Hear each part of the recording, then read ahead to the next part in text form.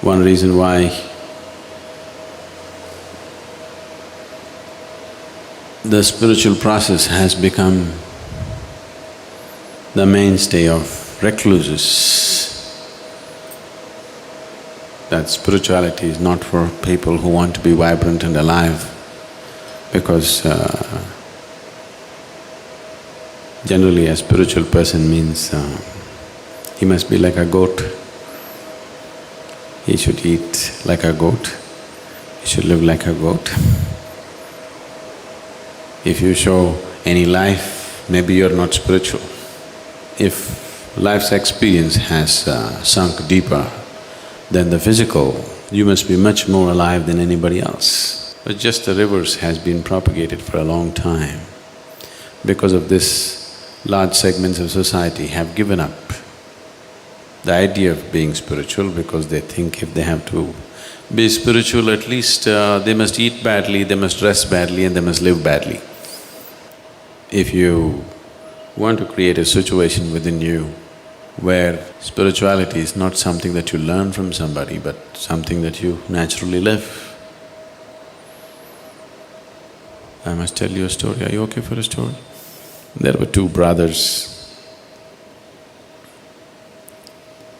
a father and two sons rather.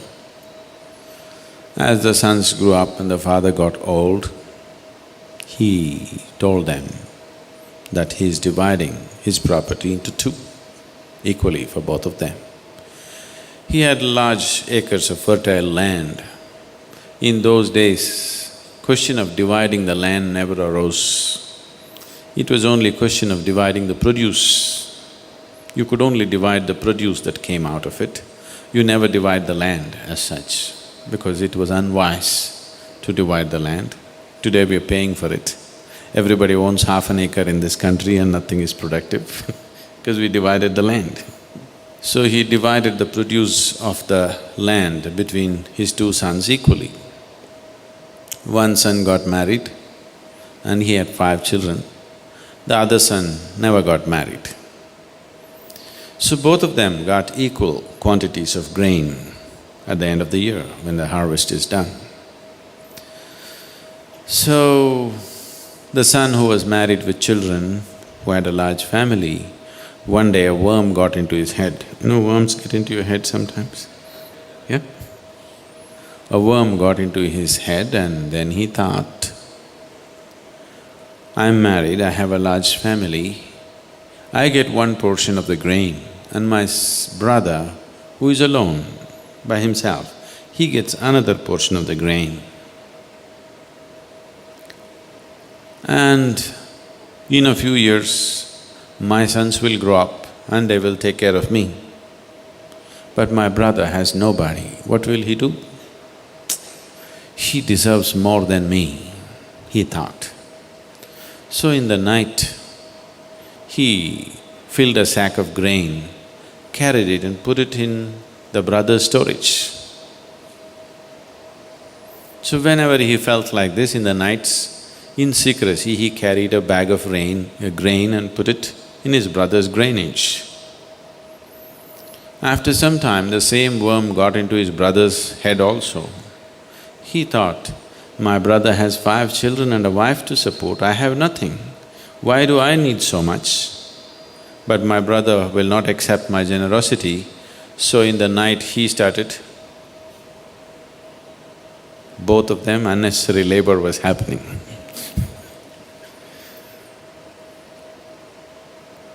So this reverse osmosis was going on for many years. They were getting old. One day both the brothers carrying these bags of grain came and they met at one place. They looked at each other and they realized what's been happening. They felt very embarrassed. They felt very embarrassed and they looked the other side and continued their activity. So that spot where they met and they felt very embarrassed, they avoided that spot because it reminded them of their generosity, clandestine generosity, which put them into some discomfort. They passed on and after many years, The townspeople wanted to build a temple, so they were looking for a site where to build it. Then after much searching, they decided that spot where the brothers met in the night, looked at each other and felt totally embarrassed of their own generosity. They felt that's the best place to build the temple. So, if you don't create that space within you, you don't build a temple. If you want to live in a temple, it's very important that you create this much space within you, that somewhere you reach out, where you don't have to. Somewhere you step out of your survival instincts and do something with life. That your life is not all dedicated to instincts of survival. You step out and do something. If that little something doesn't happen in your life, you don't have a space to build temple within yourself. No temple, no divinity. It lives a barren life. You know how to survive, you will eat well. Yes, you'll eat well, but you won't live well. You'll have everything, but you'll have nothing if you don't have the temple within you.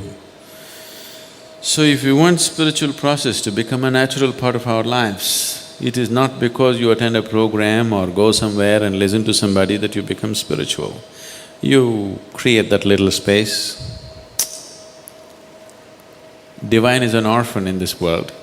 He's waiting for space like that constantly.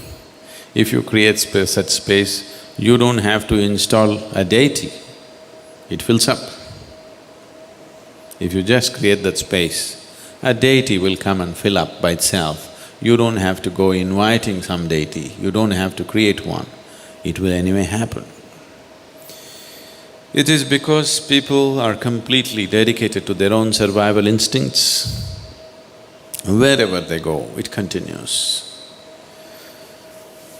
When your whole life is dedicated to your survival, there are two fundamental forces within you. One dimension of you is always survival.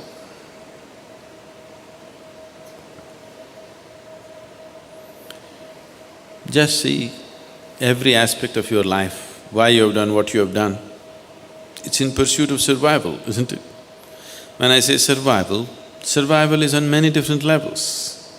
Physical survival, psychological survival, emotional survival, financial survival, social survival, any different varieties of survival. But almost everything that you do is for survival, isn't it?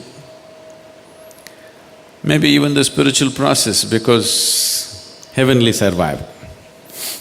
You want to go there and survive. So as long as the survival instinct is on, it's very natural that you build walls and walls around yourself. It's very natural to do that. But there is also another dimension in you which is constantly wanting to be something more than what you are. If you look at it carefully, it wants to expand in a boundless way. So the process of turning spiritual does not mean turning away from the world, because your idea of the world is just the kind of impressions that you have in your mind. Becoming spiritual means you have deepened the process of life in such a way that it's no more a question of memory, it is no more a question of thought and emotion. Something far deeper than that has begun to happen within you. Something else has started moving within you, which is not of the body or not of the mind. Once a dimension beyond the physical and mental has become a living force within you, then you're spiritual. Not because you believe this or that, not because you enrolled in a program you turn spiritual.